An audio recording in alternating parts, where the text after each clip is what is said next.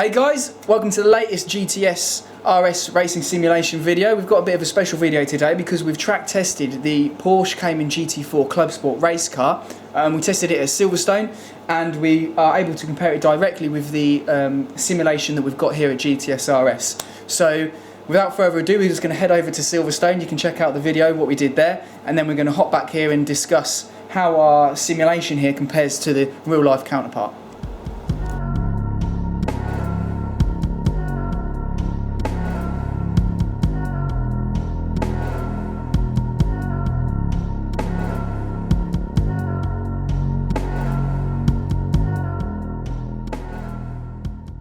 Right, now we're here at Silverstone, the UK home of motorsport.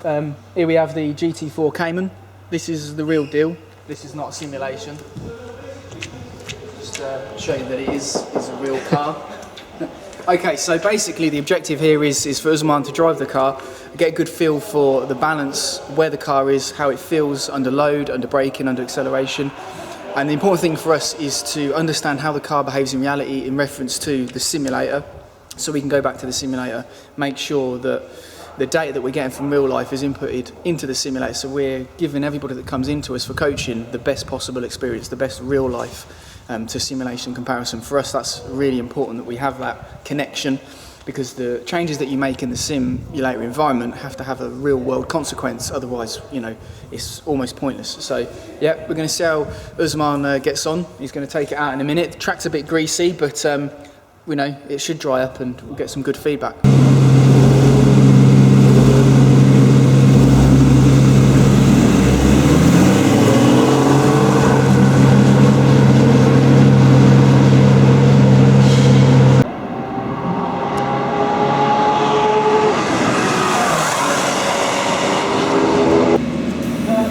Hi again, Ted.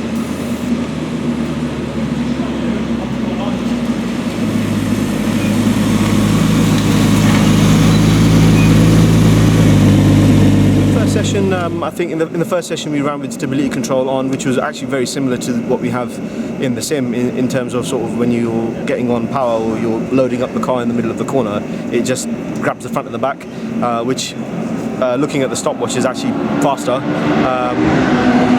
However, it gives you a little bit less fuel. But we'll see. We'll have a look at the data and see what the car was like. I was experimenting with sort of wet lines. Didn't get fully, fully tuned with it, but I think the next session we'll try going slightly wider and looking for where more of the grip is.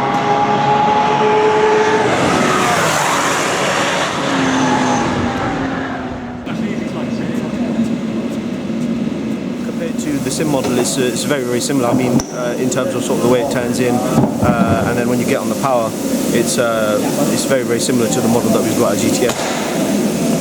I would prefer a bit of dry running, but you know that's not going to happen today. But yeah, in terms of sort of the torque curve, the way the car feels, the dynamics of the steering, it's very good.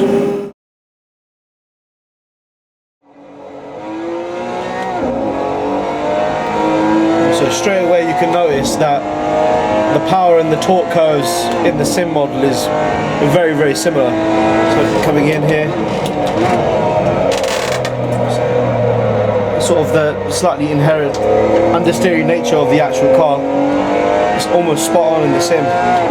So yeah, sort of the way we've set the car up at the moment on the track is to mimic the conditions that we had at Silverstone, which were fairly low grip.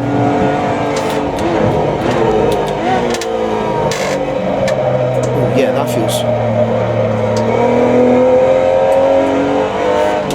So we were down to second gear here, using a little bit of the traction control which we had on the car that day, getting on the power and just letting the car slide just a fraction.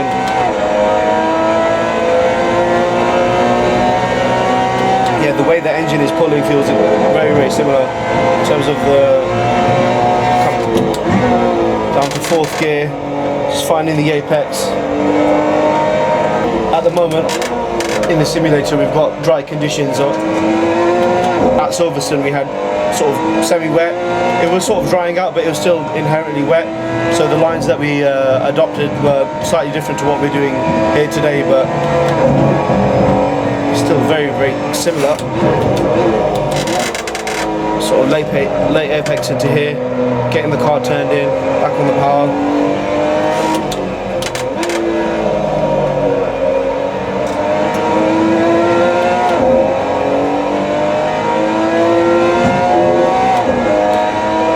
Yeah, overall, I think this sim model is it's quite an accurate representation of a Cayman GT4 Clubsport, and the circuit itself is mapped absolutely beautifully. So there's bumps on the exit of cops. They're all there basically. As you turn in, braking here. So on the actual day in the wet, the ideal line was slightly wider away from where the rubber's been laid down. So yeah, I mean, I can drive it a little bit like that here in the sim, just to sort of get a feel for it. So we're braking here, missing the apex by about a car's width, getting the power on, trying not to brake on the racing line where most of the rubber's laid down. What's very, very, very impressive is the feel of the traction control. So we were experimenting with the traction control settings in the car when we were out there at Silverstone, and what you could do is sort of get on the power really early, and it's so clever.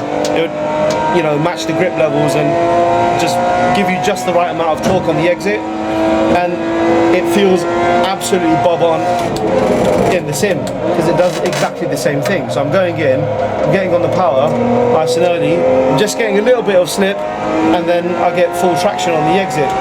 That's very, very impressive. We're also running the stability control as well, which seems to be doing exactly what it was doing in the real car.